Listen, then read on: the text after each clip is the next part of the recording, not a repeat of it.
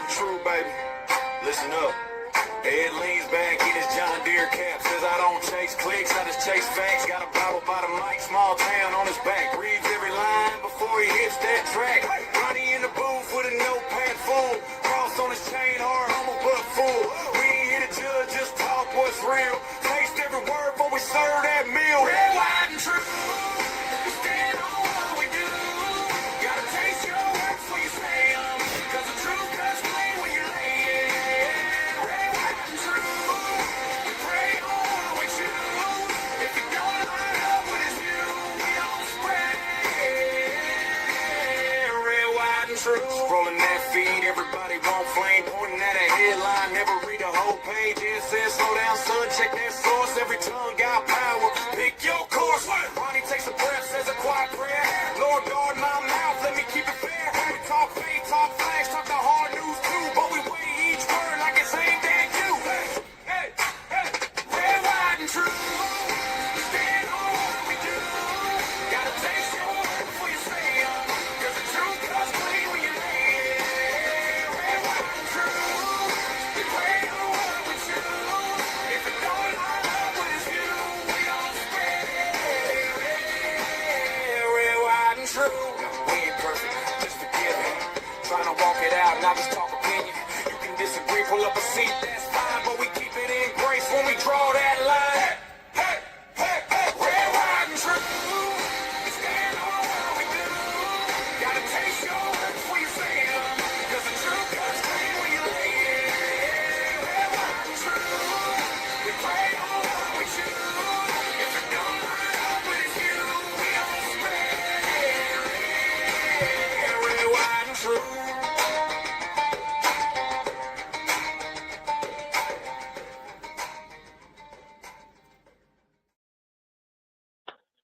Good evening, everyone. Welcome to Red, White, and True with Ed and Ronnie. You have Ed and no Ronnie. Oh, he was sitting right here just 2 days ago. But his new job, he is training this week, and so he is working uh, 10 to 6. And he had some extracurriculars at work today, and that held him over. Second day of training, and somebody decided to bring a weapon near him. Um, so there you have it. Uh, don't know if he'll be able to sneak in here at some point, say hi or what, but that's where he is, and we are happy to be back on schedule. Our regular Tuesday night episode, live stream, whatever you would like to call us. Wait a second. Somebody's got something to say. Wake up, America. The rooster's been crowing and the sun is already high. It's time to open them ears and open that heart. Start listening to Ed and Ronnie, two fellas with a whole wagon load of sense, and watch their streams. Hey there, yeah, I'm talking to you. Name's Clyde. I'm a Cardinal, obviously, but here's the thing. I am absolutely hooked on Ed and Ronnie's live streams. Can't help it. Every Tuesday, I plop down in this nest, seeds on standby, and tune in. They bring the truth like a tailwind. Woohoo! Almost there! Phew, made it! Now for some TV. All right, Red, White, and True with Ed and Ronnie. This is gonna be great! All right. Well, hopefully that issue that Mary is talking about cutting out is taken care of after we played those videos. Let me know if there are technical problems, but that reminds me, I was going to pray since Ronnie's not here. We always pray before we start, or nearly always. And with him not here, I was going to pray with all of you. So let's go to the Lord in prayer. Father, thank you for this day. Thank you for the opportunity to bring this live stream podcast to those who are going to hear it, for those that are listening live and will be listening live later, and for those who happen to watch at another time. Let me do something here real quick and see if it helps.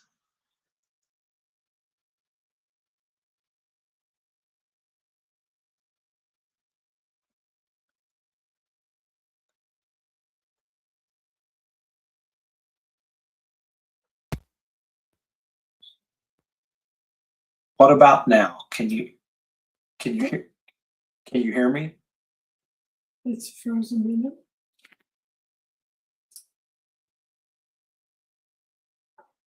Facebook is good to, so I've tried numerous times going down and trying to start the hot water heater. No luck. So we're in the process of getting some help with that, but we have not had good luck getting people.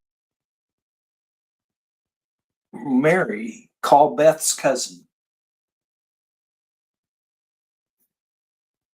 I don't know who Beth's cousin is. Well, we'll check with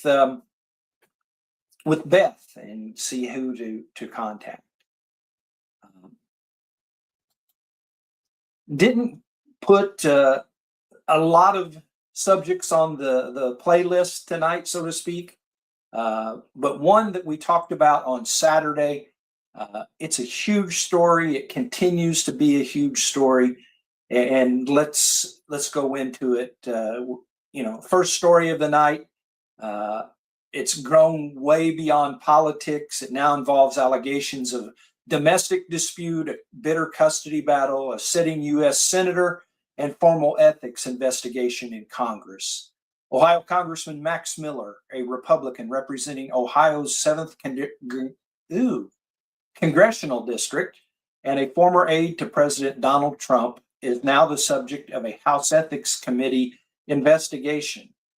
The allegations against him include claims of domestic violence and possible illegal drug use. Miller has strongly denied every accusation and says the investigation will ultimately clear his name.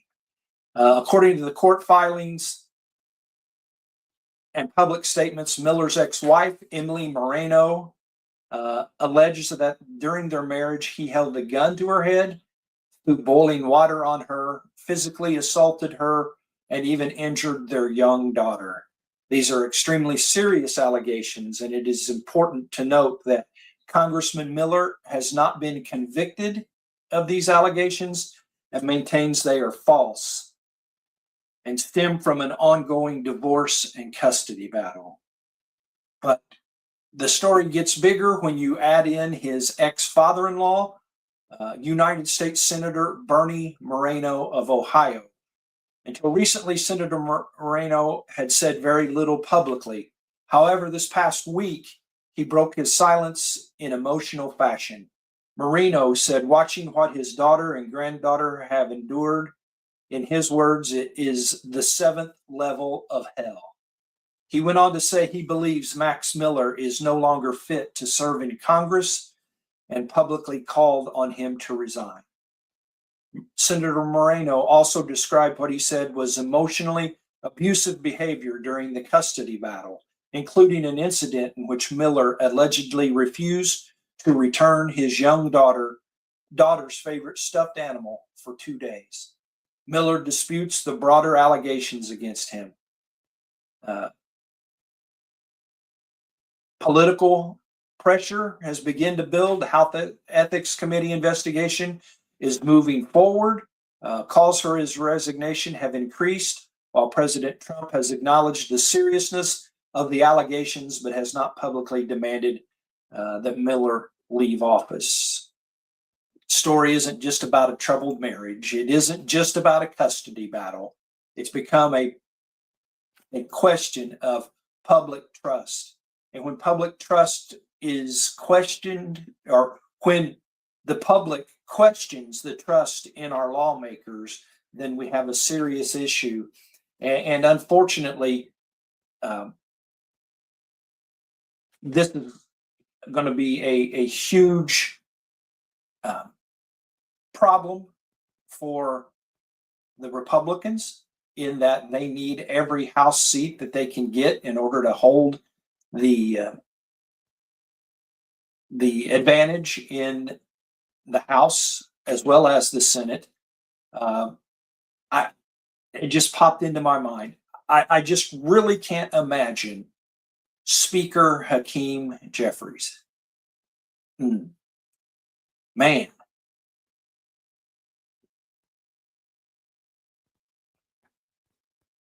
What a terrible thought that is.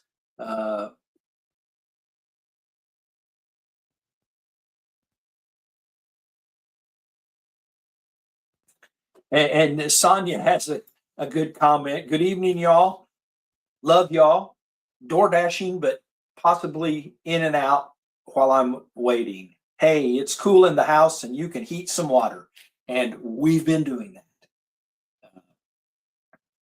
Amy's washed dishes a couple of times with boiled water, and we've both had to clean up in the bathroom using boiled water. So you're right, Sonia, and thank you for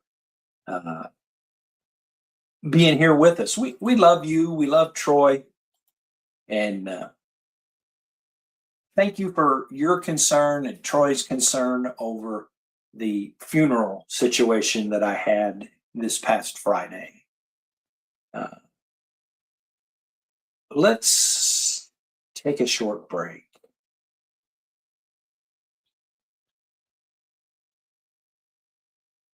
We're taking a short break, but don't go anywhere. Ed and Ronnie will be right back in just a few seconds. Thank you so much for supporting Red, White, and True. Did you know that your interactions with us on social media are vital to making sure that we continue to grow our audience? Please follow us on all major social media platforms, especially our Facebook page, so we can continue to share Christ through current events and more here on this live stream. Okay, just a little bit longer to make sure that you go grab your coffee, soda, or whatever you want so we can continue with today's live stream. All right? Are you ready? Here we go. Here again are Ed and Ronnie. Well, it's Ed and no Ronnie, but we're glad you're here with us. We got a story that really isn't in my main list of stories, but I saw it right before we came on. It is a few days old, but if you follow us, you know we've been talking about Democratic Socialists, DSA, Democratic Socialists of America. Socialism in general, people like Mayor Mamdani and others around the country. And so had said that we are going to talk about that on a regular basis. And so I found this and change.org, a petition there, now has over 50,000 signatures. And it argues that Mayor Mamdani's past meetings and statements make his presence disrespectful to victims and survivors of 9/11. The petition against Mamdani in attending the memorial service this year. Critics cite his association with Imam Siraj Wahhaj, named but unindicted in the 1993 bombing of the World Trade Center, and other rhetoric. Mamdani condemns terrorism and plans to to honor families and first responders. Shabos Kesterbaum's reparations analogy and support from Patricia Heaton and President Trump amplified the call, while defenders see Islamophobia at play and question verified family signer counts. If there is nothing more disrespectful than a Muslim democratic socialist attending the 9/11 memorial, I don't know what it would be. You know, if you're going to be a democratic socialist, don't expect to be able to do certain things. As a conservative, I know that there are things that liberals and others aren't going to accept out of me. And I'm okay with that. So he needs to be okay that 9/11 isn't something that he is welcome at. As a matter of fact, he should stay as far away as he can get. He hasn't changed his rhetoric. He hasn't changed his outlook. So why should he be welcomed at something that his people caused and was responsible for? So there is our socialism talk for tonight. Probably expect to hear something on that topic each and every time we're on. As I go through reading news and different things, I just see more and more and more about democratic socialists. And we've talked before about they put democratic socialists on there so it sounds more acceptable. Socialism is not acceptable if you put democratic in front of it, leave it out, however you do it.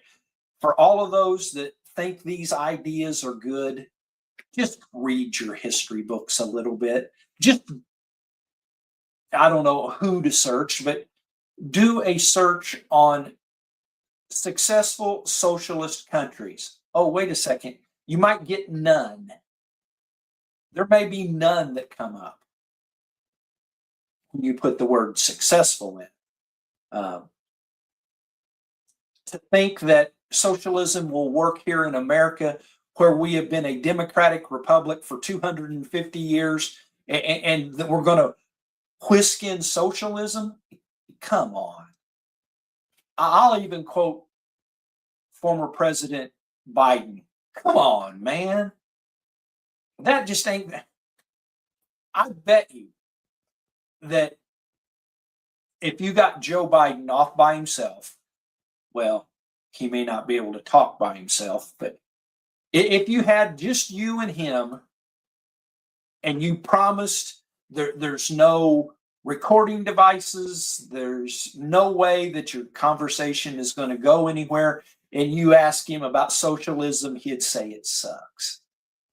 I bet you if he was in the soundness of his mind for that period of time, would say socialism has never worked anywhere. Maybe I'm wrong, but maybe I'm not. Let's see, where are we going from here? Aha. Todd Blanche, who has been nominated to be the Attorney General, moved one step closer to becoming the latest Attorney General of the United States. Senate Judiciary Committee has advanced the nomination of Todd Blanche to become the next Attorney General of the United States. Blanche is well known as President Trump's former personal attorney and has become one of the administration's most recognizable legal figures. Supporters say he has the experience needed to reform the Department of Justice and restore confidence in federal law enforcement. Democrats, however, question whether Blanche can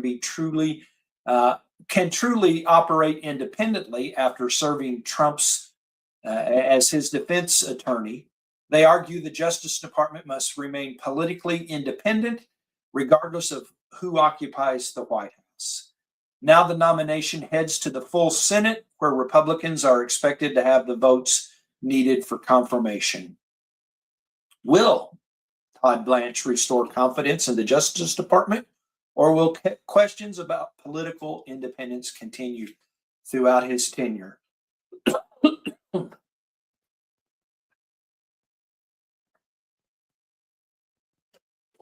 Excuse me. He has been the acting Attorney General for several weeks now. Seems to be doing a very good job. I don't know that anybody has the expectation that the Attorney General is going to be totally unbiased. They're supposed to be. But let's just face it, they are appointed by the president, confirmed by the Senate.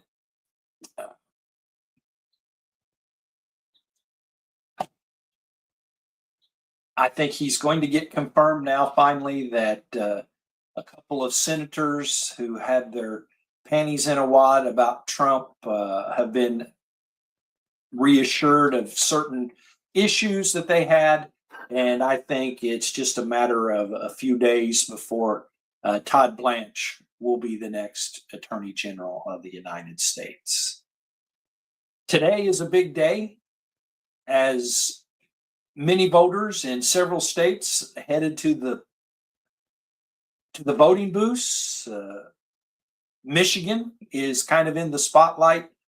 Political analysts are paying close attention because these races are viewed as an early preview of the 2026 midterm elections. Both Republicans and Democrats are looking for momentum, and tonight's result could determine which issues dominate the campaign over the next 3 months. Again, there are Democratic socialists that are running for office, and it's pretty safe to say that there will be several of them that will win their primary. And I've decided to make it my mission to do whatever I can through Red, White, and True to expose every Democratic socialist that I can find out about. Will Trump's agenda keep the Republican turnout at high pace? Will the Democratic message connect with supporters? I don't know. The Democrats are kind of in a position of disarray. And it's not because of Republicans. They're in disarray over the mainstream Democrats and the socialist Democrats. See, I didn't say Democratic socialist, but socialist Democrats. That's two different topics, two different entities. I've seen a story, James Carville, who is probably one of the most despicable Democrats I have ever known of in my life. He is a PR person. He is a campaign expert. He's as liberal as they get. And even he has said that he will leave the Democrat Party if Democrat socialists, such as, and I don't have it in front of me, but he gave a couple of names. He said if those people become the face of the Democrat Party, he's out. So, wow. And what do independent voters think about this? They may have a big part of who gets into the next Congress and what party holds control. Sometimes primaries don't get much national attention, but they often tell us where the country is headed before November gets here. Ooh. Let me look at something else here real quick. All right.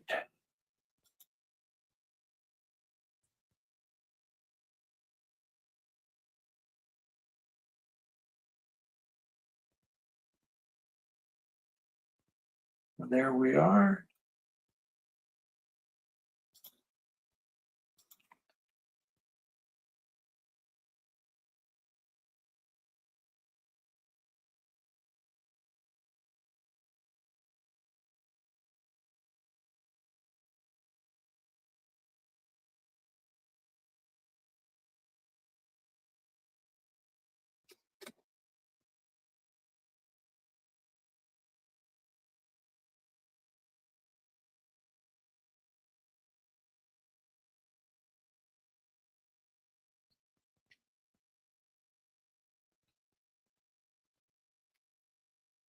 I didn't go anywhere.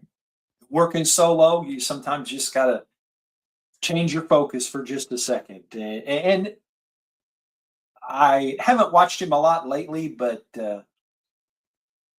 Steve Lookner, who is Agenda Free live stream host, He always works solo, and I learned from him that it's okay to do that.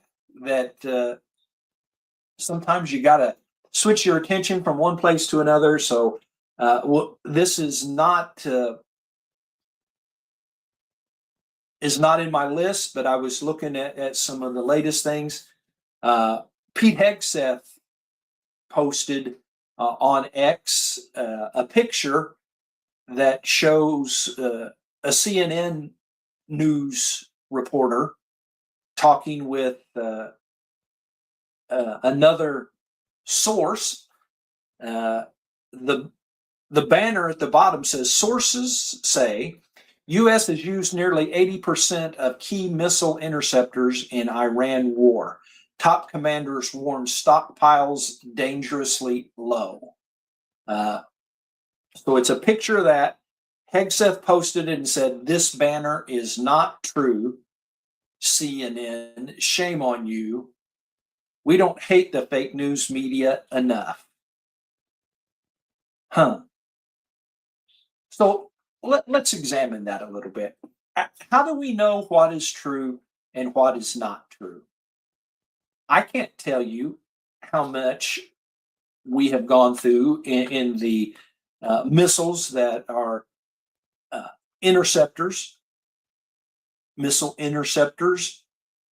I can't tell you that because I don't know.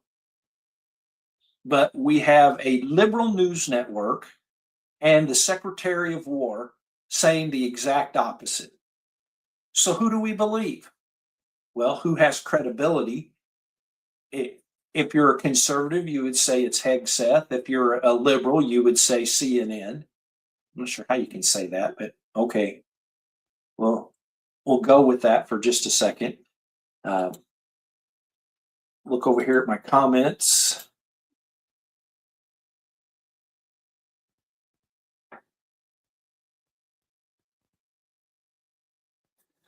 Oh, well, let me go ahead and post that. We'll go back to Pete Hegseth here in a second.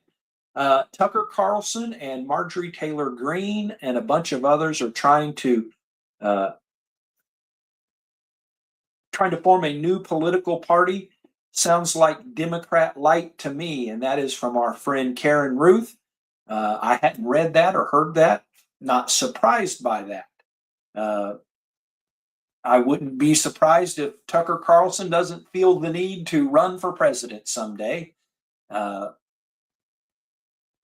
We'll see how poorly that goes for him. And we have our friend Susan in the house tonight, our friend from the UK. Welcome. What's happening in your neck of the woods? Let's go back and talk to Pete about Pete Hegseth for a minute. And who do we believe? And one of the things that comes to mind with that is, what can we do about that? And really the answer is twofold. First one is, in my estimation, the obvious one: nothing. There's nothing we can do about topics that we can't go and find a specific answer for. And you can do a lot of research on the web today. But there's nothing that we can do about who's right and who's wrong, who's lying and who's telling the truth. Basically, it's good versus evil. So the second point is, and this isn't as apparent to some people as it would be to others, but that we just lift those kind of things up to the Lord. Not necessarily this topic here, whether we have enough missile interceptors or not. That topic in and of itself could be a long spot on this show. Have we used so much in the Middle East in those kind of weapon systems that we wouldn't be able to protect our own selves? So that we could take that in a long and drawn out segment. We're not going to do that. But about the things that we can't control, about the things that we have no idea who's right, who's wrong, who's telling the truth, who's lying. We just lift those kind of things in our country up to our Lord and Savior, Jesus Christ. That's all that we can do.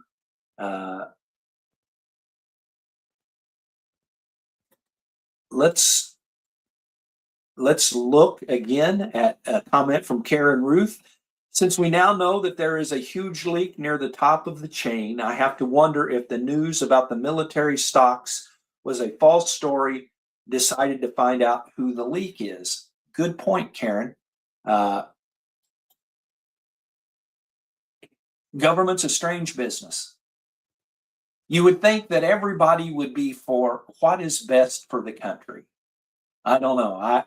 I tell you folks all the time, I'm just a simple man.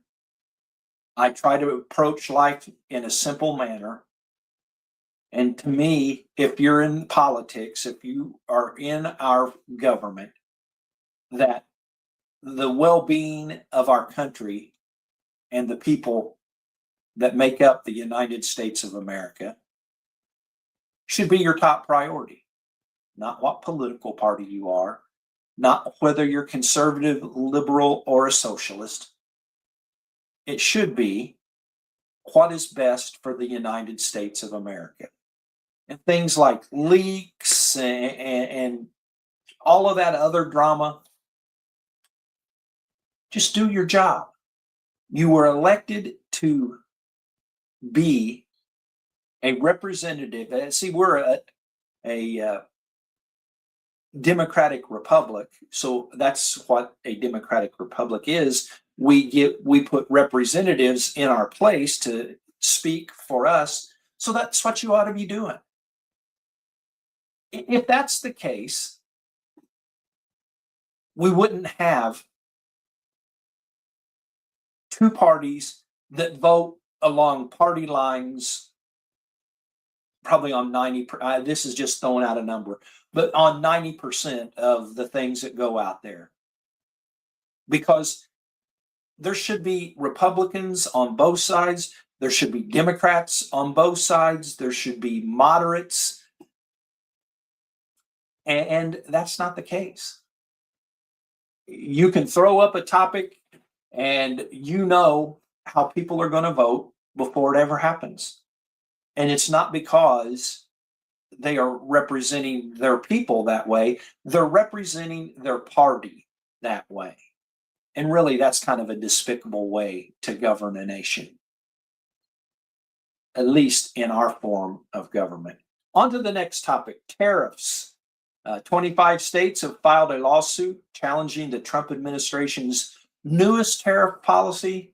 The states argue the president exceeded his legal authority in imposing certain tariffs and are asking the courts to intervene. Supporters of the tariffs argue they're protecting American manufacturing, encouraging companies to bring jobs home, and strengthening the nation's bargaining position in international trade.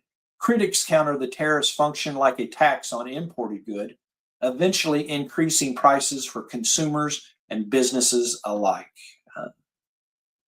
We've been through this before. We're going through it again.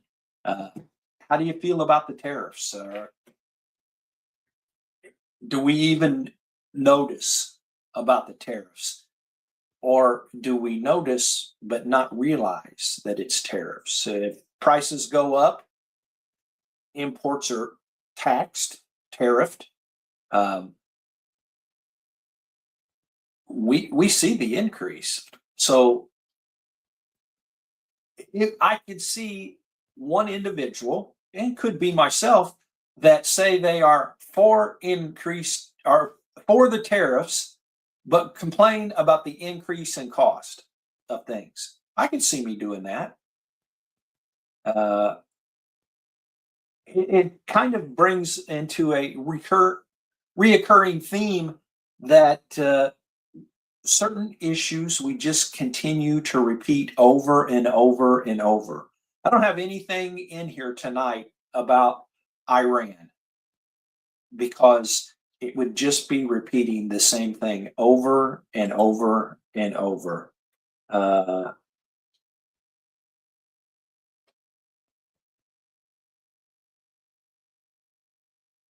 Looking at comments, looking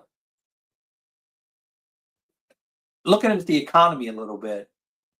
The stock market continues to post gains on optimism surrounding corporate earnings and lower energy prices.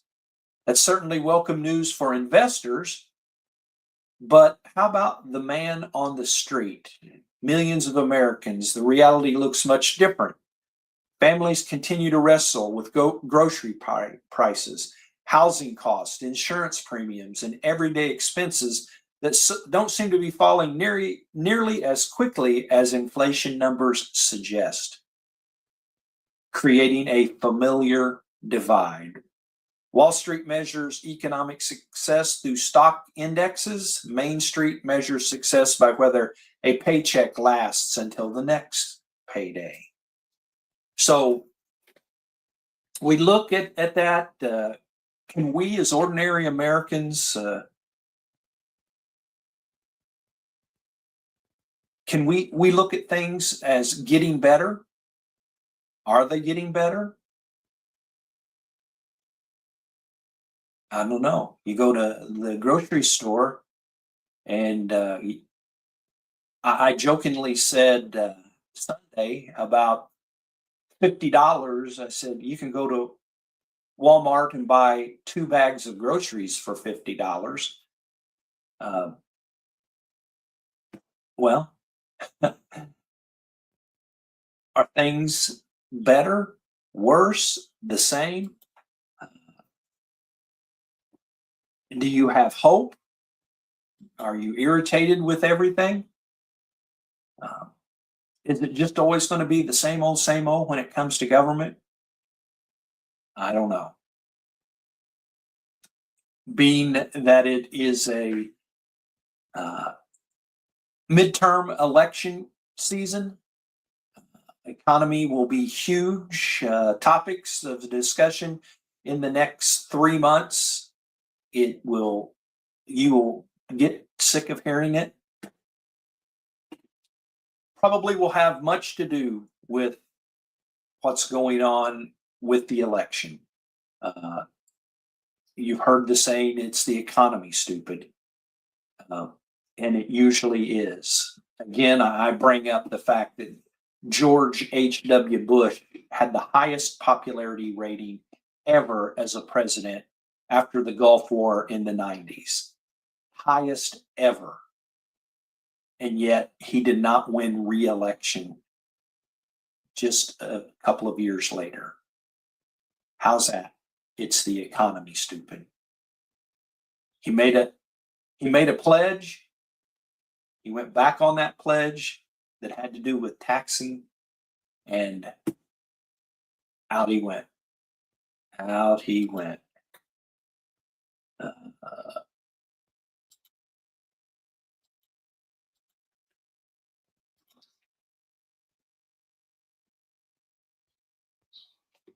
So that is my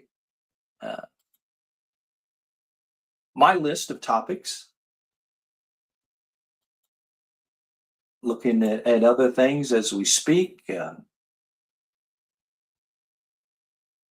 Looking at the Old Union Facebook page. Been for about a month now putting up a daily devotional Monday through Friday. That's based upon my sermon from the previous Sunday. Encourage you to go there. Old Union Church. Let's see, make sure I got that right. Yes. No, it's Old Union Edinburgh. Facebook.com/Old Union Edinburgh. There's many old unions around the country, and so we've been more active on our Facebook and social media posts. The Sunday sermon is up every week, or has been for several weeks now. There's also a quiz based on Sunday sermon.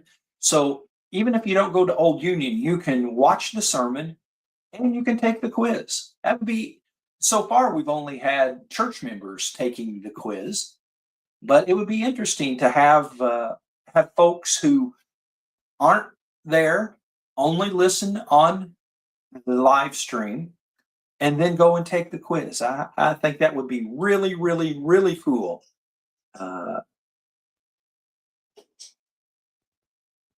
Let's see. Susan has a comment about the president did the right thing in her mind to defend the Iranian citizens. Europe should have done more. They are broke and weak. Sorry, you guys feel it. We feel it too.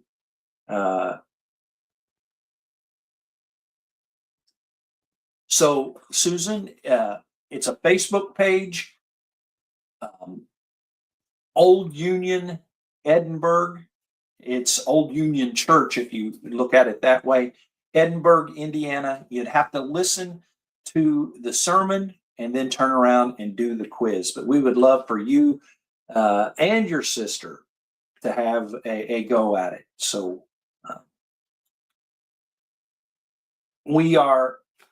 I want to describe a little bit, since I've got some time here at the end. We're doing something called a multiply challenge at Old Union.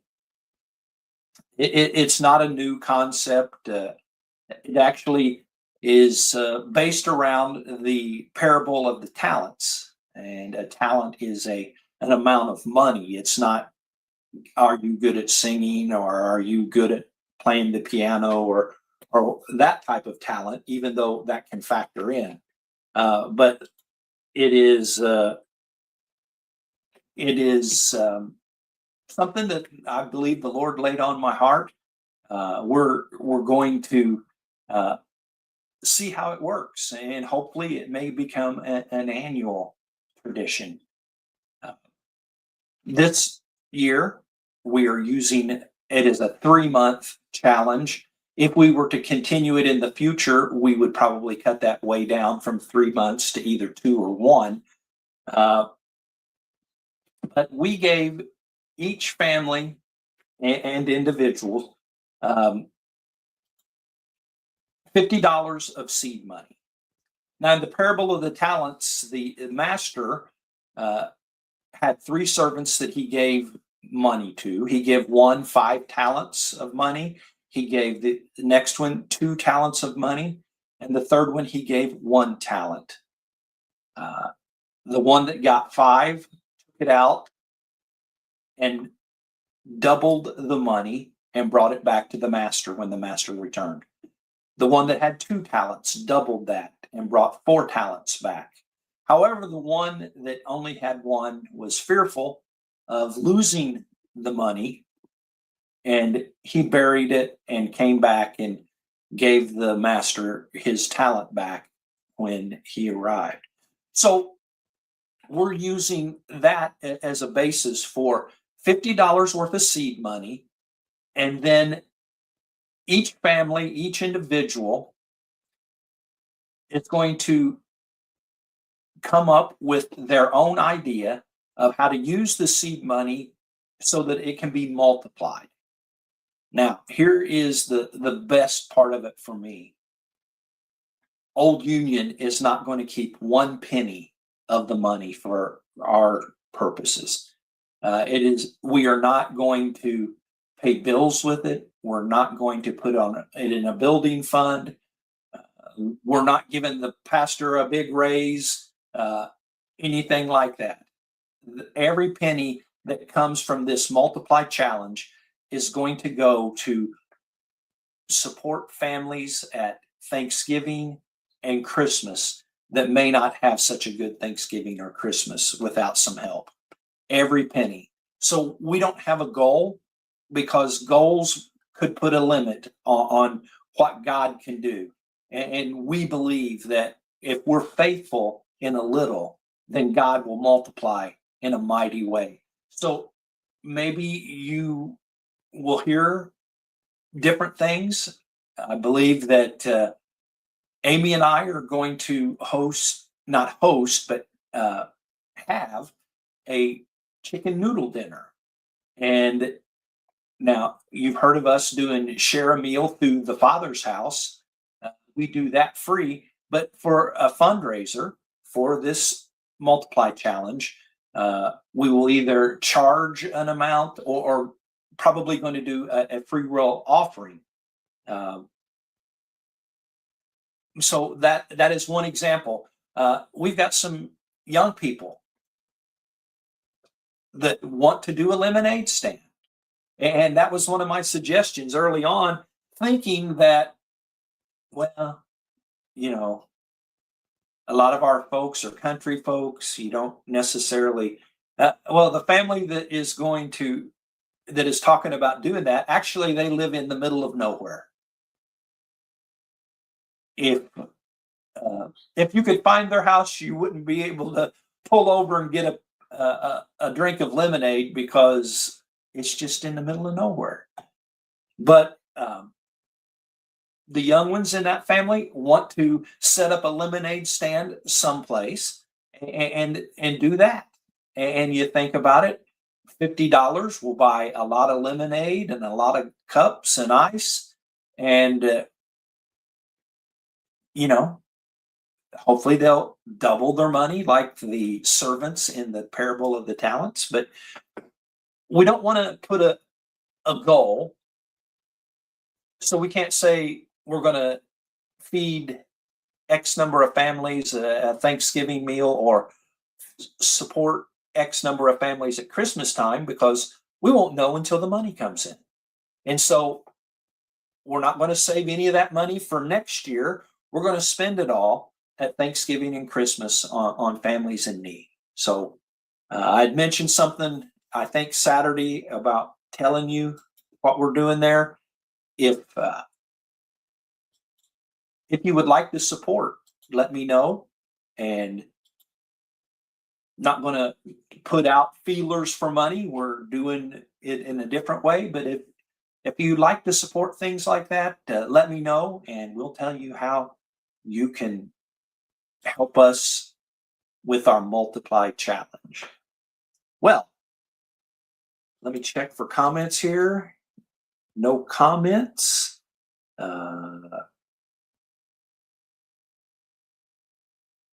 It was good to spend time with you. Say a prayer for Ronnie as he's navigating the new job. He sent us a picture of his desk. It looks like his command center at work. If you know and have seen Ronnie's setup, wherever he lives, he sets up a command center with computers, monitors, and all different kinds of things so that he can stay on top of what's going on in the world. So say a prayer for him as he navigates a new position. But his mom and I both think that this is as good a fit for him as any that he could have come up with on his own. So he's thanking God. We're thanking God with him. I should say that Ronnie's Multiply Challenge is going to be a firearm safety course that he is going to offer. 25 spots available at $10 a piece. If all 25 slots are filled at $250 of $50 seed money. And then if it's successful, he may have another one doing the exact same thing.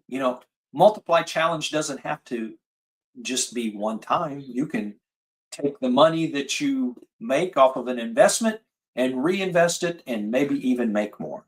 So we're looking forward to Ronnie's his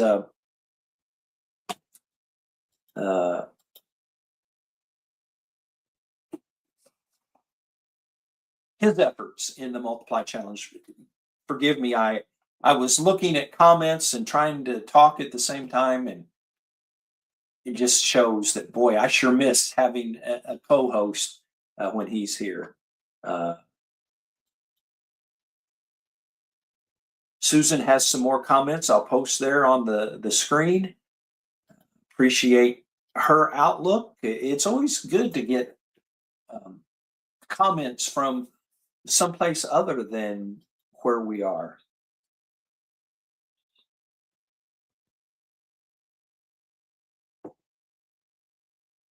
And Susan has a great idea there. Look at this one, hon. Video some of your community effort and post it, like the gardening and cleaning stuff that people do. The donations will be through the roof. And you know, the thing is, we don't want any credit for how much is raised and how many people are helped. It's all about being faithful with what God has provided. And in this case, $50 worth of seed money, we hope and pray is going to feed a lot of families and help a lot of families at Christmas. So the plan is to be back Saturday unless something breaks loose. Ronnie should be here Saturday. Haven't heard anything different on that. So hopefully it'll be Red, White, and True with Ed and Ronnie Saturday. God bless you. I'm going to play our opening theme as our outro for the night. See, I really, really like the song. So I'll play it again. God bless each and every one of you. If there's ever anything I can do for you in my role as a pastor, please never hesitate to contact me, and I will always try to do my best to be able to assist you or find some way for someone else to assist you. God bless each and every one of you, and until we see you again, go out and do the right thing.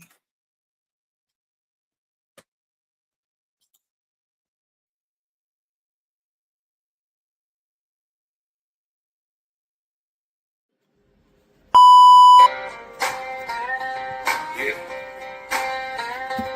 Ed and Ronnie, Red, White, and True, baby. Listen up. Ed leans back in his John Deere cap. Says I don't chase clicks, I just chase facts. Got a Bible by the mic, small town on his back. Reads every line before he hits that track. Ronnie in the booth with a notepad full. Cross on his chain, hard, humble but full. We ain't here to judge, just talk what's real. Taste every word before we serve that meal. Red, White, and True. Stand on what we do. Gotta taste your words before you say them. Cause the truth cuts clean when you lay it. Red, White, and True. We pray on what we choose. If you don't line up with his view, we don't spread. Red, White, and True. Scrolling that feed, everybody want flame. Pointing at a headline, never read the whole page. It says slow down, son, check that source.